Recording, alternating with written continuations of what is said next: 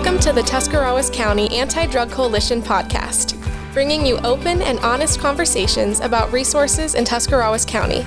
Now here's your host, Jodi Salvo.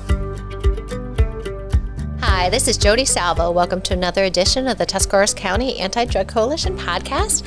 I'm really excited today. We have Megan Scharver with OhioGuidestone, and she's a SUD counselor, and you can explain what that is down at River Haven, and I'm going to just kind of hand it over to you, Megan. Hi, thank you. So at River Haven, I do all of the counseling. I'm dually licensed in mental health, meaning I help with the depression, the anxiety, and then the substance use counseling is really just dealing with the triggers, the old behaviors, everything as to why they've started using. So they get individual counseling each week from me. They get 10 hours of group counseling each week from me, and we cover just a variety of topics from relationships to boundary setting to triggers, the community barriers, and all of that. Okay. So River Haven is the new name for Harbor House. Correct. So that's with OhioGuidestone. And I heard you all just got a beautiful location. Yes, we just relocated here in Dover from New Philly. We have a larger facility that really gives the women a lot more room, more bedrooms to be able to spread out. We have a brand new, lovely kitchen. Oh, nice. So we get to do a lot of cooking, a lot of baking, which is great coping skills for the women, great ability to learn to do those things. And it's more of just a homey atmosphere for them, so they're more comfortable, able to relax a little bit more. Nice. Now, for people that aren't familiar, River Haven is an opportunity for persons that are struggling with addiction. Correct. So it's anywhere from a 30 to 90-day program. We get anything from referrals from both municipal court or common pleas court. We also get a lot of people just coming in on their own as well. We also see people from Carroll County. So we work closely with drug court, recovery court. And they can, like I said, based on their insurance, 30 to 90 days, they get group counseling, case management, recovery-focused services with our residential advocates. So they really get quite a bit while they're there. Now, what's a waiting list? Say if someone out there wanted to get help. So typically our waiting list kind of varies based on the season. I do know right now we have a waiting list of about 2 to 3 weeks, okay. But that's forever changing. It can come quicker than what you would expect. But even if somebody's wanting to get in and we do have a full house, we do take all their information and get to them and keep that contact with them of a date for them to come in. Nice. So the referral sources come in a whole bunch of different ways. You said 30 to 60 days? 30 to 90. Usually we try to get everybody as close to 90 days as we can, and then we'll refer them over to Guidestone for the intensive outpatient portion of the program. Fair enough. So how long have you been there, Megan? Almost 3 years. It'll be 3 years in May. And I absolutely love it. I don't think I could ever go anywhere else. Oh, wonderful. That's great to hear. Now, we have been doing a series called What I Wish Someone Would Have Told Me. And the reason Megan's here today is I think it was Haley or your supervisor had said that you all are having conversations around these podcasts in the house. And tell us a little bit about that. So we've been using the podcast as a way to open up the conversation because one of the number one questions I get as a counselor is how do I break the cycle for my children? And what's appropriate, what's not appropriate to tell them. And so I use the podcast in the way because it's a lot of great information of people they do know in the community that do struggle of what they wish they would have known. Okay. So we've talked a lot about in childhood, what's normalized for you. Is drinking normalized at dinner? Our relationships? What do you see from your parents? And that really sparked the conversation of, well, my parents didn't talk to me about not having boys in my room, or a 12-year-old shouldn't be drinking wine at dinner. So that really sparked, well, this is how I can teach my children about the world and what's really out there. Have you heard themes that have came through on discussions at this point? Yeah, it's been a lot of relationships, and it goes from the extreme of I was very coddled as a child to where I was so protected from the world that I didn't know about relationships. I didn't know about drug use. I didn't know about alcohol use, to my family didn't care. They just let me do what I wanted to do, and nobody told me I couldn't do those things. Okay. Do you see an extreme in age of onset of initiation, or as a counselor even? What are some things that you see? Lately, I've been seeing a lot of people starting their use very young, 10, 12 years old, which if I think back to when I was 10 or 12, I didn't know what those things were.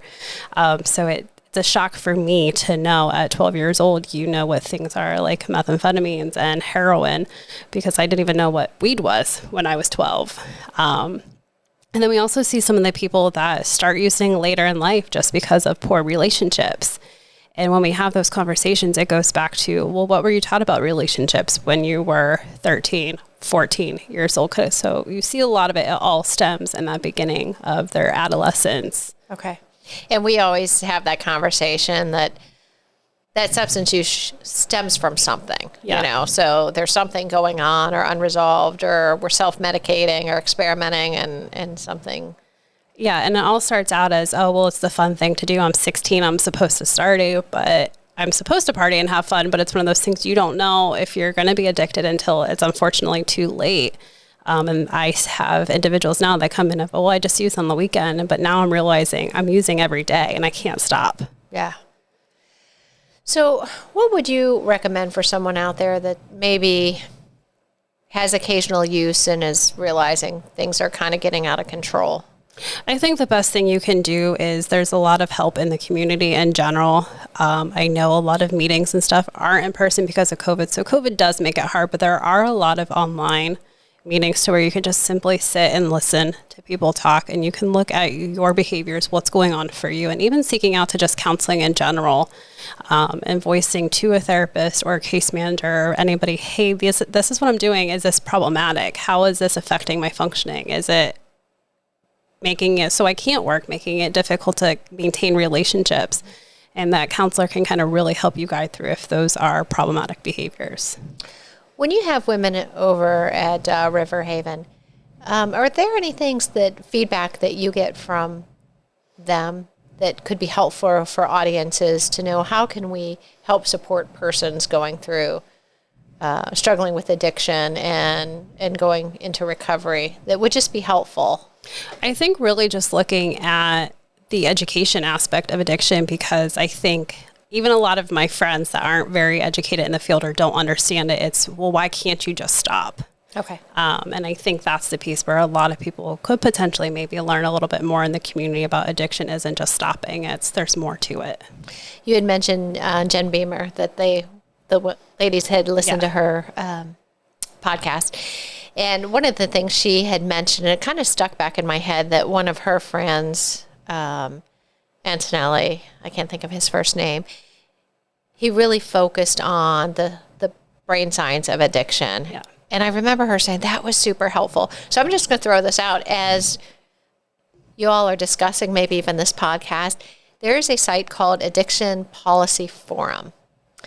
Probably one of my most favorite sites that is available. But they have a lot of wonderful videos that just explain addiction, like Addiction 101, but in the friendliest ways to understand what happens to the brain. It's kind of an animation and stuff, but maybe we'll see if we can throw that on our Facebook page as well.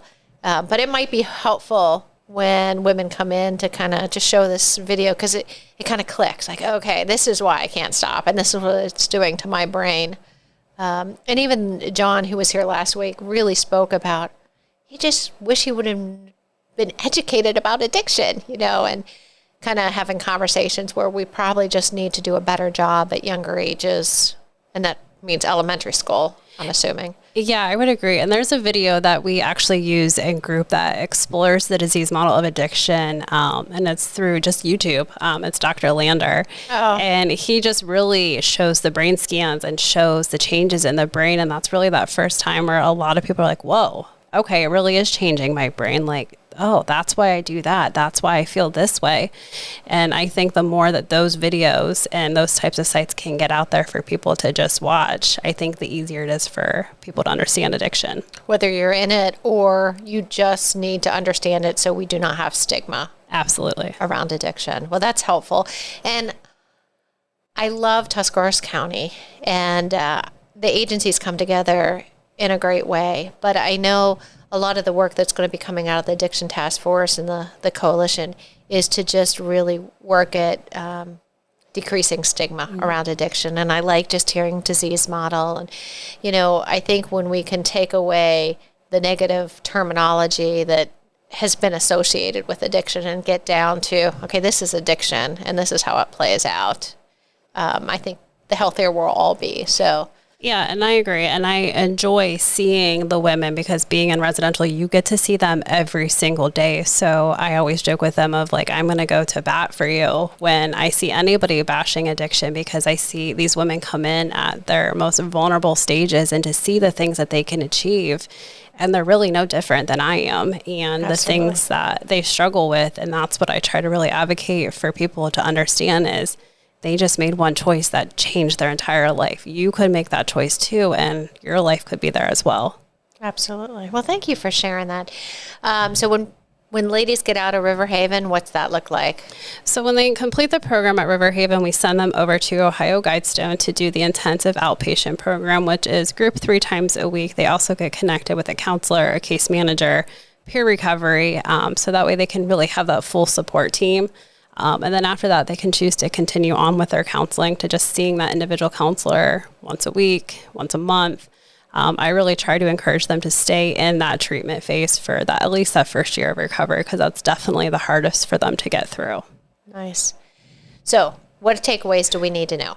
I think just understanding to be patient with the women or men in recovery, understanding that they're relearning how to live life again, and just support them as much as you can. And I really, really want more and more people just to educate themselves on how addiction actually changes the brain.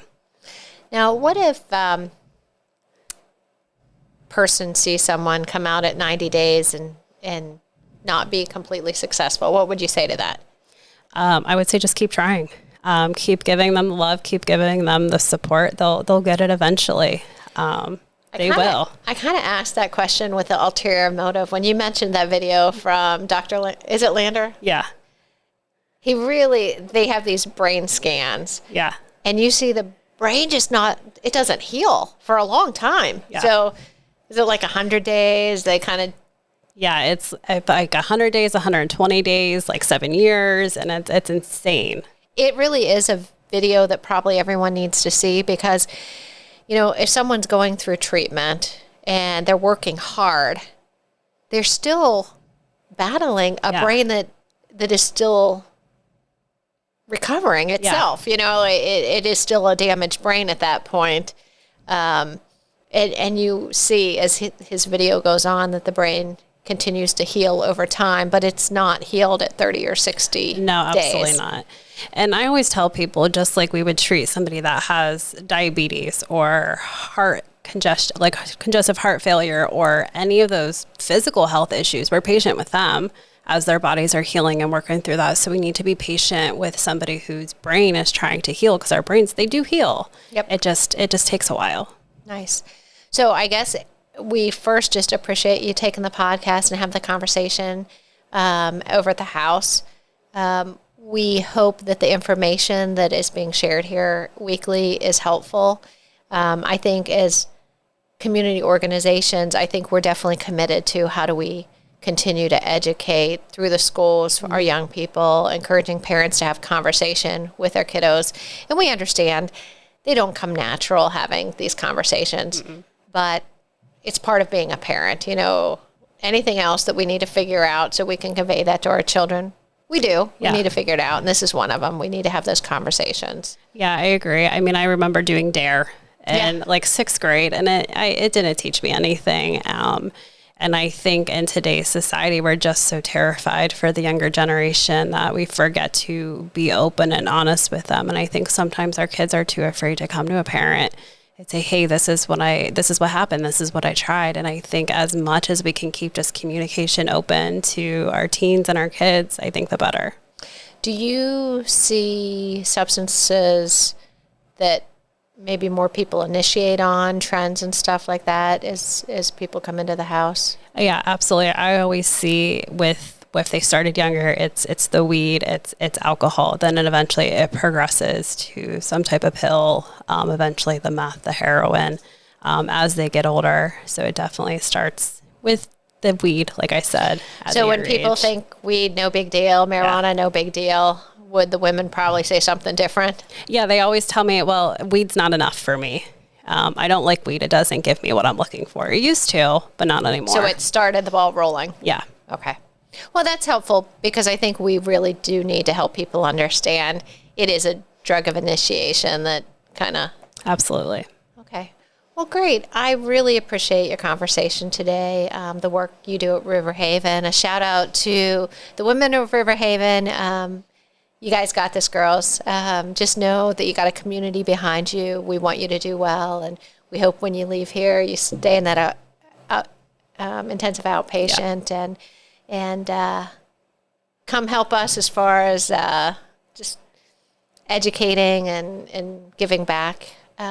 Because we need all the voices at the table, faces to say, hey, here's my story. We don't want anyone else to have to struggle with this if we can prevent that. So, yeah, absolutely. And I enjoy using the podcast. So I definitely appreciate all of those that are being done. And I know the women enjoy them as well. They're looking forward to listening to this one.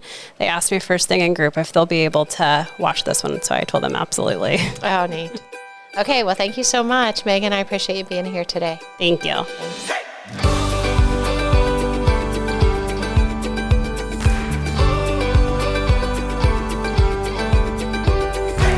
Thanks for listening to this episode of the Tuscarawas County Anti-Drug Coalition podcast.